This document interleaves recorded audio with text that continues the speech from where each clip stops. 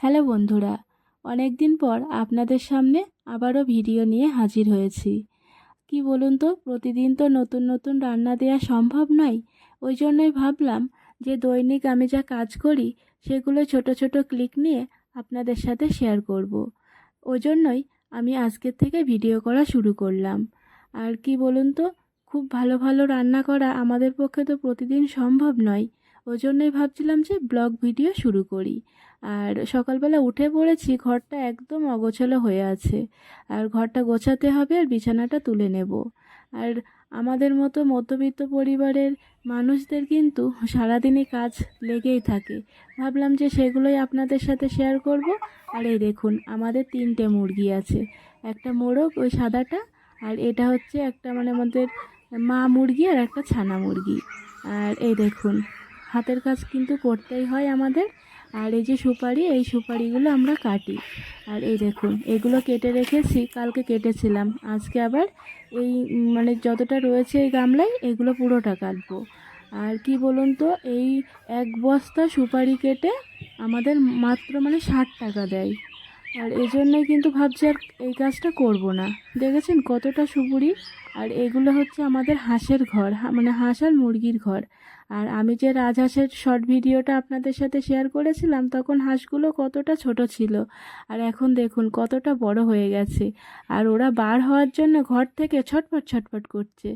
আর এই দেখুন কতটা ওরা বড় হয়ে গেছে, আর সব সময় এরকম গলা লম্বা করে বেড়ায়।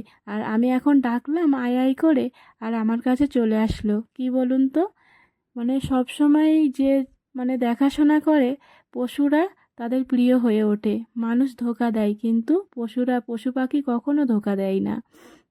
আমি যখনই ডাকবো, আমার গলার আওয়াজ পেলেই ওরা ছুটে চলে আসবে। আমার শাশুড়ি মারা গেছে 2 মাস হলো। আমি কিন্তু খুব একা হয়ে গিয়েছিলাম। ওই জন্য ভাবছিলাম, দিন দিন এতটা ভেঙে পড়ছিলাম, মনটা খুব খারাপ। এখনও মায়ের কথা মনে পড়লে সবসময়ই মনে পড়ে, খুবই কান্না পাই। ওই জন্য আমি কি করলাম, একটু ব্যস্ত হওয়ার জন্য এই হাঁসের বাচ্চাগুলো আমি নিয়েছিলাম। আর এদিকে কিন্তু আমি অনেকটা জামা কাপড় কাচবো, ওই জন্য কিন্তু এদিকে ভিজিয়ে নিয়েছি। আর জামা কাপড় কাচার সময় আমি কিন্তু একটু গরম জল করে নিই।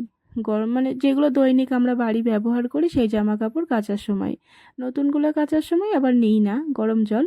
আর এই যে বিছানার চাদর এগুলো কেচে দিয়েছি। আর এই যে কাচা হয়ে গেছে। আর হাঁসের বাচ্চাগুলো নিয়ে আমি কিন্তু খুবই ভালো আছি। ওরা কিন্তু ওই কপি কাটা, ছোট থেকেই কিন্তু কপি, বাঁধাকপি আমি কেটে দিই, ওরা খায়। খেয়ে কিন্তু এত বড় হয়েছে। আর ম্যাশ দিই। আর ম্যাশের ভিতরে এই কয়েকদিন হলো অল্প অল্প করে চাল দিচ্ছি। আবার খুদ, চাল ভেঙে গিয়ে যেটা হয় সেটাকে খুদ বলি আমরা।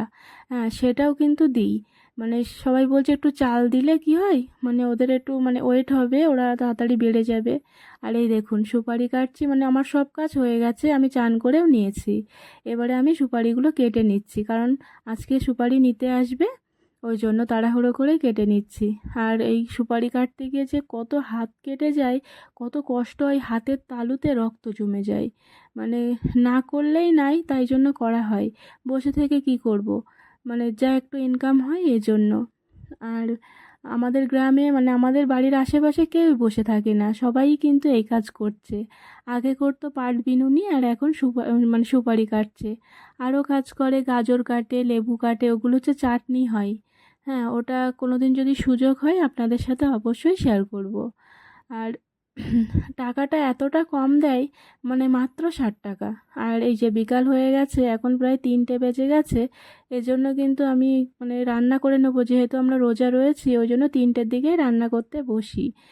3টের দিকে কাটাকাটি হয়, 3:30 বেজে যায় রান্না করতে। আর এই যে মাছগুলো ফ্রিজে ছিল, ফ্রিজ কিন্তু আমাদের নেই, আমার বাবার বাড়ি খুবই কাছে, ওখানেই ফ্রিজ আছে, ওখান থেকে মাছগুলো বার করে আনলাম।